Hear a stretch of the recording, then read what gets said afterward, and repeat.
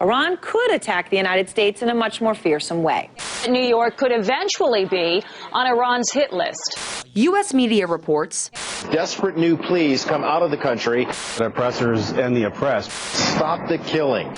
Echoing Washington's repeated warnings. Could well carry out the attack. American officials have labeled Syria and Iran as grave threats to global security.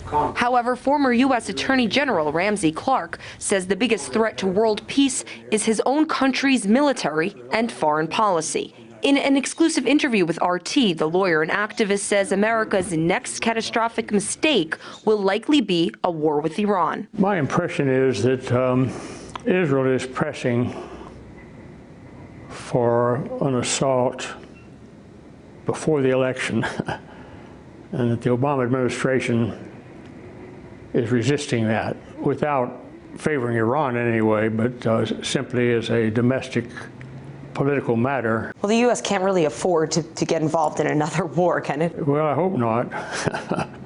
But that's not the way it works. I mean, you do crazy things, and that's why the world's such a mess. If Israel strikes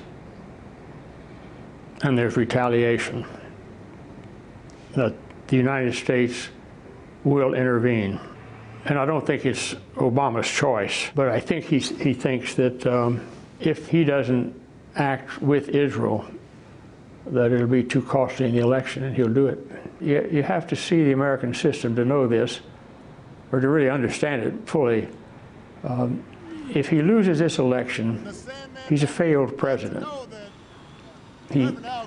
All of his major decisions will be primarily affected by how they impact on the coming election. Because if he loses that election, anything he accomplished, and he accomplished a few things, health care and things like that, are better than they were. They're far from ideal, and far from what, if he has the Congress in a second session, he could do. But he struggled against enormous pressures. The Pentagon's ability, I mean, I've watched presidents President Johnson was one of them. Those guys come in from the Pentagon, he just thinks, my God, they know everything, I don't know nothing. With respect to Syria, while speaking to the United Nations Security Council, the Syrian ambassador reportedly quoted a statement that you said nearly 22 years ago. He said, quote, "The UN, which was established to prevent the encouragement of war, has become itself a tool for war." How do you perceive the circumstances surrounding Syria right now, and the U.S. and European actions and campaign for some type of intervention? Well, Syria is under extreme international and, to some degree, domestic pressure and violence for only one reason. And it's the same reason that gave us Iraq and Afghanistan and Libya. Syria is a part of the effort to eliminate every independent Arab government, independent of U.S. control. You think that's the goal? It's not humanitarian reasons? Oh my God, no. I mean, it's geopolitical. I mean, look what we did to poor Egypt, going back to Farouk, actually. Misery for the people for 4 brutal regimes, U.S. dominated. Over the decades, you have faced a lot of criticism and have even been labeled by some as a traitor after providing legal defense to controversial figures such as Slobodan Milosevic and Saddam Hussein. You have described both of their trials as unfair and flawed. Last year, the world saw former Libyan leader Muammar Gaddafi murdered before receiving any trial. Who is to blame for that crime?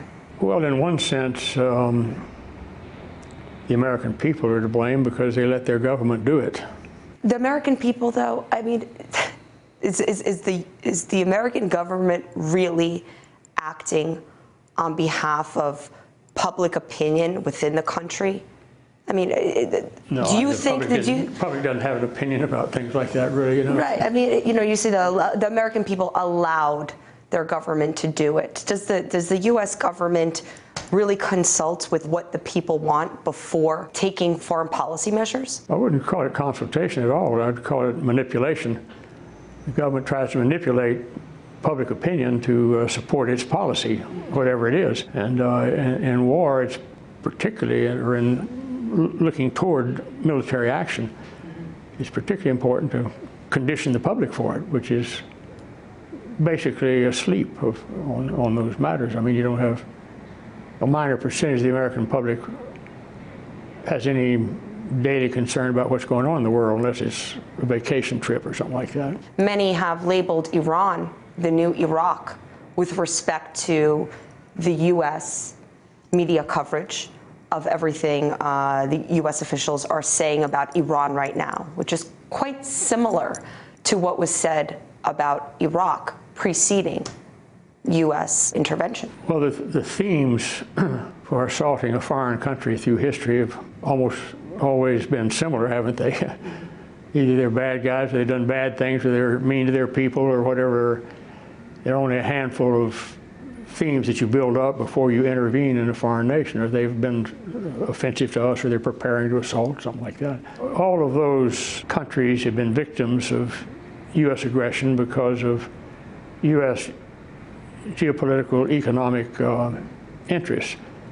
And our foreign policy is overwhelmingly driven by economic power in the United States. It has interests in areas where we intervene, basically for, you could call it business, but it's exploitation. If these interventions can happen and former leaders do not face what you say, a fair trial, what's left of international law? If Saddam Hussein had been like Mubarak and done what the United States told him to do, he would have been a pleasant personality in the United States media.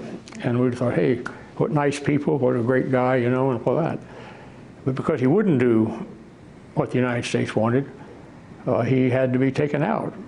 Is Bashar al-Assad destined for the same treatment? President Assad is a gentle person. There are a lot of people that would really disagree with the statement you just said, that President Assad is a gentle person. I'm not sure. There are a lot of people that want the public to disagree, but if you look at his history, he left home, he went to England, he studied how to take care of people's eyes, he's interested in medicine and healing. Well, right now there's no healing really taking place in Syria. Right now he's trying to save his country as he sees it. And that's a rough business if you've got people shooting at you.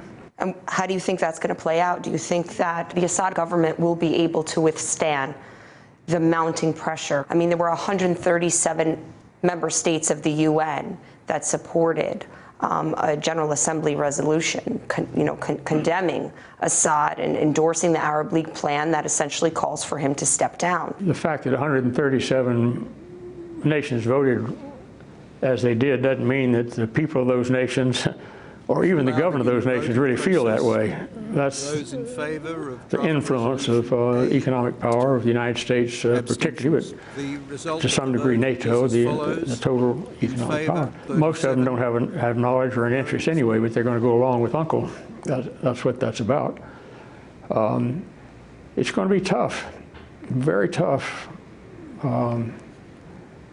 I don't know whether he'll make it or not. You served as U.S. Attorney General under President Johnson, and having said that, I want to ask you about some domestic issues. When you read legislation such as the National Defense Authorization Act, what impression do you get of democracy in America now? Well, I get two impressions from reading it. One, that we live in a military-dominated society, and that the people are unaware of it. That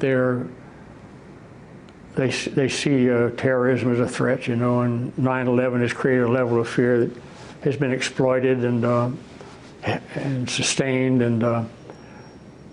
but an informed people would never go along with that. How has the U.S. political process changed since you became a part of it nearly half a century ago? Well, it's grown consistently stronger at the national level, and the states have become less powerful. What was your biggest disappointment that made you step back from politics? Well, my biggest disappointment for our administration was the Vietnam War. It was head and shoulders above anything else. It was a great tragedy. Many have compared the demonstrations and the rallies that took place during the Vietnam War to the Occupy Wall Street movement. What do you think will come out of the Occupy movement? Do you think it will be much of a political or social game changer? Or do you think it will just be pretty much a tool to let the steam out? I think the Occupy Wall Street movement has an enormous potential. You take the anti-war movement, or take the civil rights movement, it's only people involved about race. You know, if you're black, yeah, it's great. If it's war, if your kid's in the war, are likely to be drafted, or if you're just a pacifist. But when you finally have a major population hurting so bad from the economy, or concerned so much about the justice or injustice of the economy, you're reaching 99%, they say, you know, you're surely reaching 90%. So I think it has enormous potential. I think it's got to study harder what it's trying to do. It's got to appeal a little bit less to selfish interests and more to the general interest. Because underlying it is a selfish interest that I want a bigger stake in the economy.